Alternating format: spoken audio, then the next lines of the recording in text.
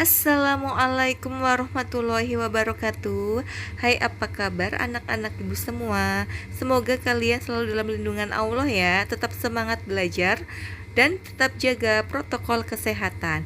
Oke, baiklah, kita lanjutkan untuk mempelajari bab tekanan. Kali ini yang akan kita bahas adalah tekanan yang terjadi pada zat cair. Biasanya sering disebut sebagai tekanan hidrostatik. Sebelum kita masuk ke pembelajaran tekanan hidrostatik, di sini ada dua pernyataan ya. Di sini yang pertama, penyelam pada saat menyelam di kedalaman yang lumayan dalam, telinganya biasanya akan terasa sakit. Sedangkan ketika menyelam di kolam renang, biasanya telinga kita tidak terasa sakit. Mengapa demikian? Mengapa berbeda? Nah, ternyata ada alasannya. Jadi, semakin ke dalam, semakin banyak air yang berada di atas permukaan tubuh, sehingga semakin besar tekanan hidrostatik yang dialami. Jadi, ternyata memang ada hubungannya ya antara kedalaman dengan tekanan hidrostatik. Nah, kalau kita diberi pertanyaan apa pengertian dari tekanan hidrostatik? Tekanan hidrostatik adalah tekanan di dalam zat cair yang disebabkan oleh berat zat cair. Alat yang digunakan untuk mengukur tekanan hidrostatik dinamakan alat Hartle.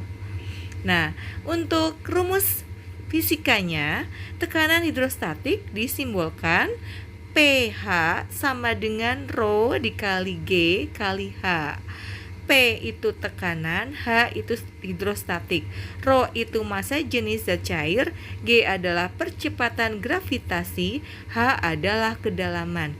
Satuan dari tekanan hidrostatik adalah Pascal. Kemudian di sini ada gambar botol air mineral yang diberi 3 lubang dengan ketinggian yang berbeda. Ternyata akan menghasilkan pancaran air dengan tekanan yang berbeda. Di sini terlihat tekanan yang pancarannya paling kuat terlihat pada lubang C. Mengapa demikian?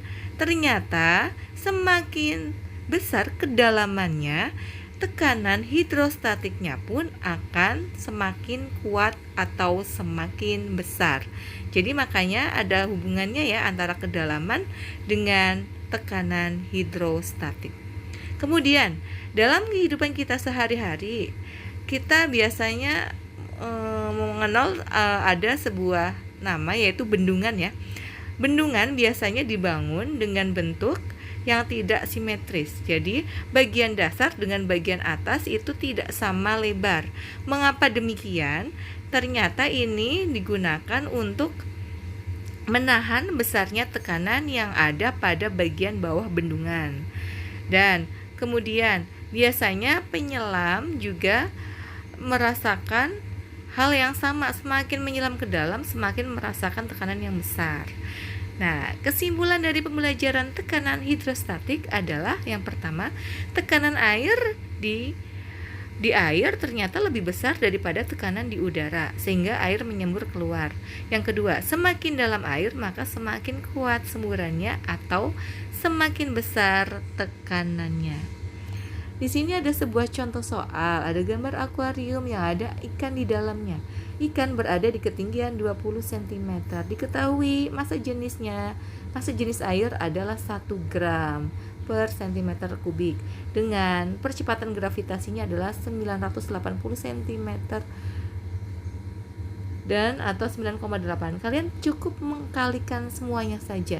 Jadi pH sama dengan Rho kali G kali H. Maka kalian akan temukan 19.600 D. Oke, Ibu harap kalian bisa memahaminya. Di sini ada sebuah contoh soal. Silakan kalian kerjakan latihannya di buku tugas. Pilihlah jawaban yang tersedia di sini ya. Tapi Ibu mau kalian menggunakan rumus, ditulis rumus dan bagaimana cara pemecahannya. Oke, baiklah. Terima kasih. Pertemuan hari ini Ibu cukupkan. Wassalamualaikum warahmatullahi wabarakatuh.